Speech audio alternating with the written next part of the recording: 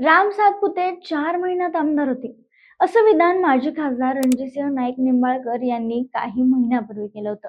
आता या गोष्टीला अनेक महिने उलटून गेले असले तरी आता राजकारण काय वळण घेईल हे सांगणं अवघड आहे. मात्र एक गोष्ट स्पष्ट दिसते की राम सातपुते यांना भाजपनं पुन्हा एकदा राजकीय बळ दिलंय.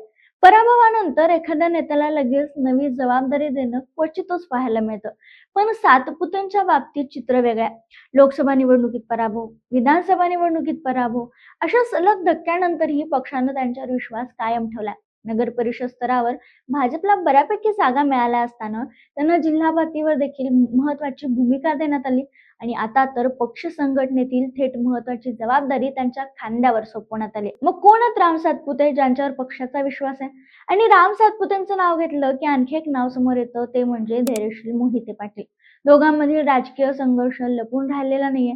मग मोहिते पाटील आणि राम सातपुतेंचा वाद काय आहे आणि पराभव मिळूनही त्यांना जबाबदारी का दिली जाते? चला बोलूयात. नमस्कार, मी संजना. कट टू कट मध्ये आपलं स्वागत. अकलूजच्या राजकारणाचा इतिहास तसा तर तब्बल 97 वर्षाचा आहे आणि या काळात मोहिते पाटील घराण्याचं निर्विवाद वर्चस्व राहिले. याच वर्चस्वाला राम सातपुतेंनी थेट चॅलेंज दिलं.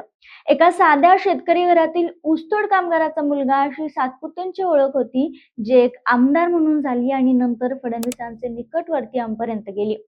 त्याचं झालं असं की भाजपकडून मंगळवारी राज्यातील नव्या पदाधिकाऱ्यांच्या नावाची घोषणा करण्यात आली. यामध्ये मुख्य प्रवक्ता, सरचिटणीस, चिटणीस, उपाध्यक्ष, कोषाध्यक्ष, भाजप युवा मोर्चा अध्यक्ष यांचा समावेश आहे. आणि यामध्ये पश्चिम महाराष्ट्रातून एकाच नेत्याला संधी मिळाली आहे आणि ते म्हणजे राम सातपुते. त्यांची राज्य चिटणीसपदी नियुक्ती करण्यात आली.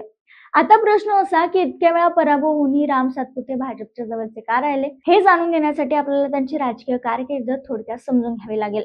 राम सातपुते मूळचे बीडचे, मात्र वास्तव असं की त्यांच्या आई वडिलांनी ऊस तोडणीच्या निमित्तानं सोलापूर जिल्ह्यातील माळशिरस येथे स्थायिक होण्याचा निर्णय घेतला. सातपुतेंचं शिक्षण तसं पुण्यात झाले. शिक्षण घेत असतानाच त्यांचा संबंध अखिल भारतीय विद्यार्थी परिषदेशी आला. आंदोलन, विद्यार्थी प्रश्न आणि संघटन या माध्यमातून त्यांचं नेतृत्व हळूहळू पुढे येऊ लागलं.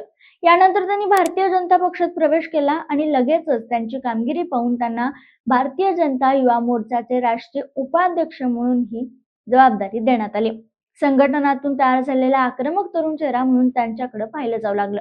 याच काळात देवेंद्र फडणवीस यांनी माळशिरसमध्ये नवं नेतृत्व उभं करण्याची रणनीती आखली आणि सातपुतेंना पुढे केलं. त्यावेळी विजयसिंह मोहिते पाटील हेही शरद पवार यांच्यापासून नाराज होऊन भाजपमध्ये आले होते. याच पार्श्वभूमीवर सातपुतेंना विधानसभा उमेदवारी देण्यात आली. त्यांनी पहिल्याच निवडणुकीत नेते उत्तम जानकर यांचा सुमारे 2,500 मतांनी पराभव करत राजकीय एंट्री घेतली. याच टप्प्यावर मोहिते पाटील गट आणि राम सातपुते यांच्यातील वर्चस्वाची लढाई सुरू झाली. एका सभेत अकलूजच्या विकासाबाबत सातपुतेंनी बोलताना 2.5 वर्षात तेवढा विकास मी केलाय जो 70 वर्षात झाला नाही असं म्हणलं होतं. यामुळे मोहिते पाटील नाराज झाल्याचंही बोललं गेलं आणि इथूनच श्रेयवादाचा वाद अधिकच पेटला. तरीही अकलूज परिसरात राष्ट्रवादीचं वर्चस्व कमी करत किंवा इतर पक्षांचं वर्चस्व कमी करत भाजपचा त्या ठिकाणी विस्तार करण्यात सातपुतेंची भूमिका महत्वाची मानली गेली आणि म्हणूनच ते फडणवीसांच्या जवळच्या नेत्यांपैकी एक बनले आणि म्हणून ते पक्षासाठी महत्वाचे आहेत. पण झालं असं की 2024च्या लोकसभा निवडणुकीत सोलापूर मतदारसंघातून त्यांना उमेदवारी देण्यात आली. तेव्हा काँग्रेसच्या प्रणिती शिंदे यांनी त्यांचा पराभव केला. अंतर्गत नाराजी आणि स्थानिक समीकरण ही पराभवाची कारणं असल्याची चर्चा झाली.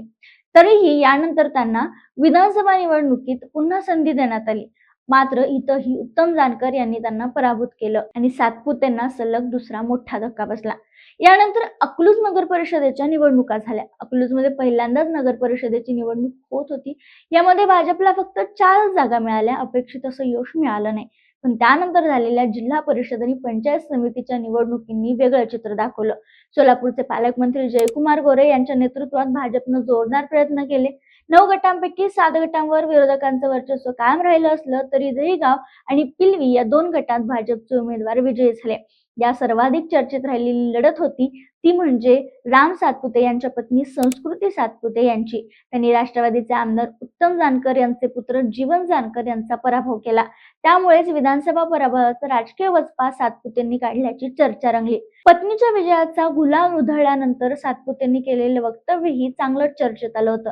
भाजपचा सुपडा साफ करणारी औलाद अजून जन्माला यायचे असं म्हणत शड्डू ठोकत राम सातपुतेंनी ही टीका मोहिते पाटील यांच्या घराण्यावर थेट निशाणा साधत केली होती आणि यामुळे संघर्ष आणखीन तीव्र झाला होता. अशात या जिल्हा परिषद निवडणुकांनंतर मोहिते पाटील विरुद्ध राम सातपुते हा वाद परत चर्चेचा विषय ठरला. याचं कारण सोलापूरचे पालकमंत्री जयकुमार गोरे यांनी केलेले आरोप. त्यांनी असा आरोप केला की राम सातपुते यांच्या हत्येचा कट रचला गेला होता आणि यामागे मोहिते पाटलांचा हात आहे. या आरोपांना स्वतः राम सातपुते यांनीही दुजोरा दिल्याचं सांगितलं गेलं. मात्र धैर्यशील मोहिते पाटलांनी हे सगळे आरोप फेटाळून लावत पराभव झाल्याने ही अशा प्रकारची विधानं सुचत आहेत असा पलटवार केला. त्यामुळे हा वाद केवळ स्थानिक पातळीवर न राहता राज्यभरात गाजवला होता, ज्याची तपासणी सध्या सुरू आहे. दरम्यान पराभव आणि अपेक्षेपेक्षा कमी यश अशा राजकीय चढ उतारानंतरही सातपुतेंना पक्षानं दिलेली नवी जबाबदारी हे स्पष्ट संकेत देत आहेत की ते अजूनही पक्षासाठी महत्वाचे आहेत. संघटनात्मक ताकद, आक्रमक राजकीय शैली आणि स्थानिक पातळीवरील प्रभाव या घटकांमुळे त्यांच्यावर विश्वास कायम ठेवला जातो. आता खरा प्रश्न असा आहे की दिलेली ही नवी जबाबदारी राम सातपुते कशी पार पाडणार? पण विधान परिषदेवर त्यांना जबाबदारी परत दिली जाईल का? त्यांना आमदारकी बहाल केली जाईल का? हे पाहणं देखील तितकंच महत्वाचं आहे. याबद्दल तुम्हाला काय वाटतं? आम्हाला कमेंटमध्ये कळवायला विसरू नका.